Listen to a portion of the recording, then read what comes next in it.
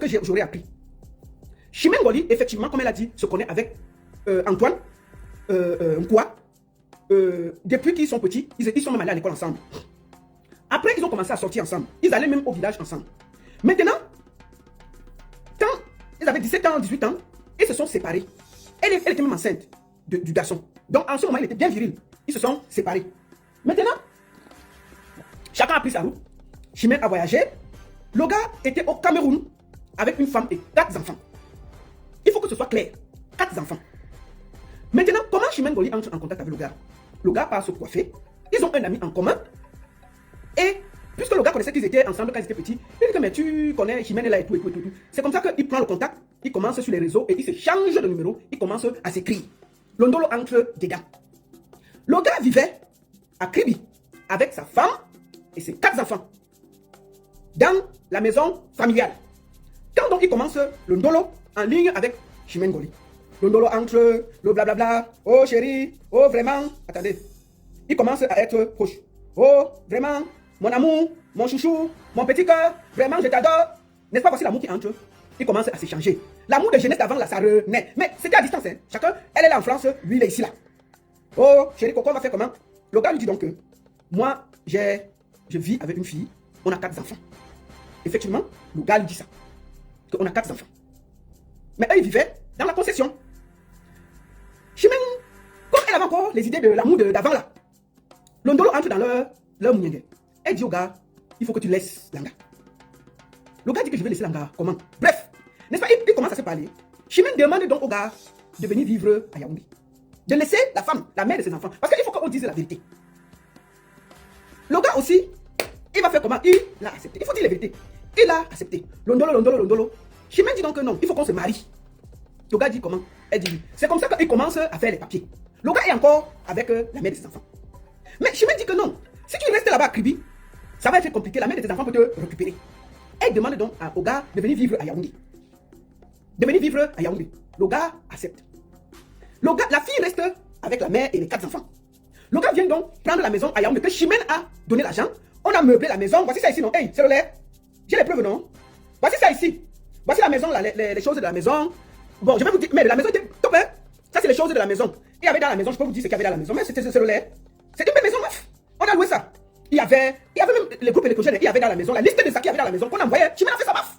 Il y avait un téléviseur écran géant, un salon complet, salle à manger complet de 6 places, armoire vitrée, matelas épaisseur 4 cm, 2 lits simples, 2 places, un lit étage, 10 paires de draps, 3 marmites, 2 étagères de 3 rangées pour assiettes, une cuisinière, un congélateur, un groupe électrogène d'une valeur de 500 000, un fer à repasser étable d'une valeur de 60 000, 3 séries d'assiettes d'une valeur de 150 000, 80 plats à manger, 50 verres, 300 cuillères à soupe, les assiettes simples de cuisine, un réchaud à pétrole, 6 seaux de 60 litres, 8 paires de rideaux, 8 régulateurs de tension, un ventilateur, appareil musical complet, un DVD, table de télévision d'une valeur de 300 000, un bureau musical, un micro-ondes, 2 séchoirs pour vêtements d'une valeur de 60 000, une bouteille de gaz, 60 feuilles de tôle de 3 mètres. Tout ça, il y avait ça là. Il y avait ça. Le gars qui était Kribi, il est venu donc vivre à Yaoundé pendant qu'il faisait ses papiers. Bon, Chimène dit que Marion, entre temps, il commence à faire les papiers. Hey, Chimène voit que la mère de l'enfant est toujours à Kribi avec les enfants. Chimène demande donc, il faut que la mère, la fille la parte. Donc, on donne donc l'argent, on loue une chambre pour débarrasser la fille, pour enlever la fille entre les mains d'Antoine. On loue la chambre, la fille quitte de la maison pour aller avec les enfants, elle laisse les enfants à la belle-mère pour l'éloigner parce que le mariage va se faire. Maintenant, on a réussi à éloigner la mère des enfants. Antoine, quoi? Le mari est déjà à Yaoundé. On a fait les papiers du mariage. Chimène débarque à Yaoundé pour consommer le truc, le bon gars. Ils arrivent donc. Les préparatifs du mariage avancent et tout et tout. 3 jours après son arrivée, le gars avait laissé ses enfants à Kribi. Elle-même, elle a expliqué ça. Maintenant, le temps qu'on prépare le mariage, on appelle le gars que ton fils aîné a un problème là-bas au commissariat. À Kribi, il faut que tu viennes. Sinon, ça va cuire sur l'enfant. Le gars dit que quoi? Il dit à Chimène qu'il faut que je parte à Kribi. Chimène dit que ok, il faut partir, mais te donne 3 jours. Il dit qu'il n'y a pas de problème. Il part donc. 3 jours passent. La fête était plus compliquée qu'il ne pensait. Il déborde il y a 4 jours. Elle appelle que tu as dit que tu faisais que 3 jours, non? Donc, elle le soupçonne d'être reparti chez la mère de ses enfants. Alors que le mariage est en train de se préparer à Yaoundé. Elle dit que, donc il pleut pour venir ici là. Pour que on vienne me doubler comme ça là. Que oui, le fils, j'ai donné 3 jours. En 3 jours, le problème ne s'est pas résolu. Si tu es déjà reparti chez ta femme et tes enfants, il faut me dire. Donc elle dit que non, le problème c'est compliqué ici à Kribi. Maman, vraiment. Donc elle dit que si tu ne rentres pas aujourd'hui là, ça va plus sur toi. Comme ça a un peu duré, elle est partie porter plainte au gars au CED pour escroquerie.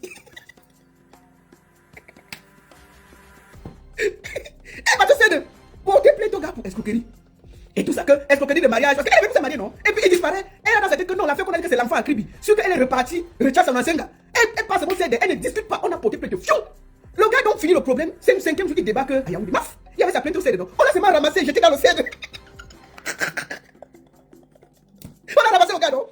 J'étais en cellule. Il y avait plainte là-bas pour escroquerie de sentiments, tout ça. Pour que ce comme de l'argent, non? On a jeté le gars là-bas. 3 jours. Je dis que, tu veux venir escroquer quoi là? Donc, le gars aussi, il va parler comment il est là-bas. Bon, après 3 jours, son cerveau est revenu en place. Donc, c'est pendant ce temps qu'il parlait avec les gens du CED. Les gens du CED pas demander qu'il y a quoi. Il explique que non, c'est ma femme, on va se marier. C'est que bon, elle est venue, j'ai eu un problème à Kribi, et je suis parti là-bas pour résoudre. Elle a cru que je suis encore rentré à Kribi. Vraiment.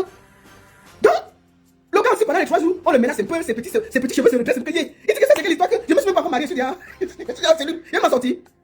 Donc, après 3 jours, les gars du CED disent au gars que, mon frère, la fête, si comme voilà. Si déjà pour un petit truc comme ça, tu dors au CED 3 jours, je te conseille de bien réfléchir. Marie, toi, tu arrives, tu. Parce que le gars ne voulait plus se marier. Il a dit que non, si ça commence comme ça, je ne vais pas m'en sortir. Mieux, elle reste ici, dans mon calme. Après, puisqu'elle a retiré la plainte, il hésitait. On lui a dit que non. Comme tu es là mouillé, elle est venue de Mbeng pour ça. Ça va. Dans le couple, il y a les difficultés. Pas seulement te marier. Il dit que je n'ai pas dit que pas seulement te marier, mon frère. On a enlevé la plainte, non? C'est pas grave, tu as dormi 3 jours, c'est pas grave. C'est les affaires de l'amour, non? Mais sois sage. C'est le ciel qui nous dit que gars, sois sage. Là, on voit déjà que ça crie ici. Et on est sûr qu'en Benga, si ça crie là-bas, on ne sera pas là. Mais sois aussi intelligent. Voilà, le garçon. Mariage, Mais ça, on a oublié tout ça. Voici le mariage. Et c'est le meuf. Mariage. Allons voir le mariage. Parce qu'il faut que quand elle raconte, on voit bien les choses. Voici la photo du mariage. Meuf, c'est le lait. Un drôle de ça. Vous voyez pas comment ils sont heureux le jour du mariage? Tout ça, c'est après la cellule. Hein? Après la cellule, le gars est sorti, tout heureux, il s'est marié. Ça laisse qui? Bon, il se marie, tout va bien. On finit tout, on voyage. Maintenant, concernant, je vais vous faire l'écouter tout à l'heure. C'est un peu long. Mais concernant les affaires de médicaments, le gars dit que Chimène lui avait dit qu'elle avait les problèmes de myome. Et avant de quitter, elle disait qu'elle avait souvent les problèmes au bas-ventre, elle perdait beaucoup de sang. Elle devait se faire opérer. Le gars lui a dit qu'avant de te faire opérer, comme tu viens au Cameroun, on peut essayer de traiter ça traditionnellement. C'est donc comme ça que quand elle arrive, sa mère l'a conduit chez une dame qui peut l'aider. Et elles sont parties là-bas, on lui a donné, elle a pris le médicament pour le myome. Mais apparemment, elle a bu ça une fois, elle a dit que non, c'est mieux qu'elle ne boive plus, ça s'arrêter. Bref, ils se sont mariés, ils sont rentrés. Mais on va d'abord écouter quand même le mari, avant qu'on écoute. Écoutons quand même la version du mari. C'est un peu long, mais il faut que je vous fasse écouter.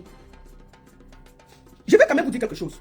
Chimène a dit que le mari lui devait quelque chose. Quand ils sont arrivés en France, les problèmes ont commencé. Chimène, parce que quand ils voyageaient, tout ce qu'ils avaient acheté à Yaoundé que j'ai cité là, Chimène a donné ça à la famille du gars. Puisqu'on ne peut pas laisser ça, puisqu'il avait des enfants à Kribi, on a donné tout ça à la mère du gars. Quand ils ont eu des problèmes, Chimène Ngoli a demandé qu'on remette tout ça. Tout ce qu'elle avait laissé, il fallait qu'on remette. Il y avait même la toiture de la maison de la mère qui coulait. Puisqu'on ne pouvait pas enlever la toiture, on a mis le crédit. C'est donc comme ça qu'ils ont fait l'inventaire. Ici, les photos que vous voyez ici, c'est quand on est venu faire l'inventaire pour récupérer les choses de Chimène Ngoli. Voilà ça. On est venu, on a fait l'inventaire, on a tout récupéré. Tout. Je vous redonne la liste des courses qu'elle avait fait. Ça, c'est les choses ces choses. Maintenant, je vous montre. Ça, c'est les copies de l'inventaire, comme vous voyez là. De tout ce que nous avons lu là. Et ici, les gens qui ont signé, c'est la famille de Chimène Ngoli et une partie. Là, vous voyez bien que Chimène Ngoli a signé. Quand on a remis toutes les affaires, même les cuillères, on a remis tout. Quand il arrive en France, Chimène va acheter des gros gourdes comme ça là. Des gros comme le bâton de manioc. Elle achète ça. Elle amène à la maison. Elle lui dit que papa, il faut qu'on commence à chercher l'argent. Il dit que chercher l'argent, comment? Elle lui dit que je vais par derrière, pour que tu apprennes les choses. Parce que tu es peut-être un peu trop fermé. Je vais t'initier, je te tourne par derrière. Vous comprenez un peu, pour que je n'ai pas les problèmes avec Internet. Je te tourne par derrière. Quand ce sera bien ouvert, maintenant tu peux aller chercher les watts qui ont les dos et ça peut nous aider à avoir beaucoup d'argent. C'est là où elle baille donc 4 gros ntoum pour d'abord l'initier. Pour que quand il part là-bas travailler, ça ne fait pas trop mal. Donc elle a acheté. Le jour donc d'essayer de prendre le ntoum pour mettre que moi je suis chrétien, il veut commencer comment? Le gros marché c'est vendu où? Les problèmes ont commencé là. Donc elle dit que non, je ne peux pas. La qualité d'argent c'est mieux avec travailler. Je ne peux pas accepter comme un ntoum par derrière. C'est quoi ça? Il dit que c'est là où tous les vrais problèmes ont commencé entre eux. Parce qu'on voulait qu'il vienne travailler en le toumant par derrière, comme ça il va aller walk derrière. Pour rembourser l'argent ensemble. C'est l'argent parce que comme il n'a pas le temps qu'ils se forment et tout, les petits, mais si on te tourne bien, tu peux bien travailler. Le gars dit que on va faire comment?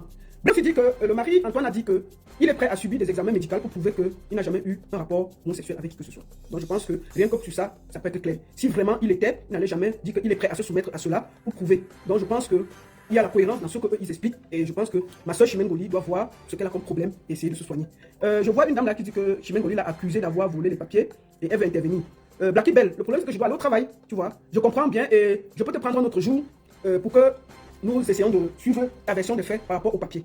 Merci beaucoup à tous. Quand je regarde cette histoire, je vois que Chimène Goli a amené ce jeune en France et elle a commencé à faire comme si les papiers c'était l'or. Parce que je l'ai suivi dans mon direct. Oh, je suis française. Oh, c'est mon pays, la France. Oh, je suis ceci. Oh, tant qu'il est dans mon pays, je ne rentre pas dans mon pays. Mais tu es au Cameroun, c'est ton pays. La France, c'est un pays d'accueil. Ce n'est pas ton pays. Oh, tant qu'il est dans mon pays, je ne rentre pas dans mon pays. Donc, vous voyez comme si elle prend la France comme si c'était son pays. Donc, moi, je pense qu'il y a beaucoup de logique. Il y a beaucoup de logique dans ce que les témoignages qu'ils ont. Et je pense que c'est Chimène Goli qui a un problème. Il faut qu'on soit honnête. Elle a pris un jeune.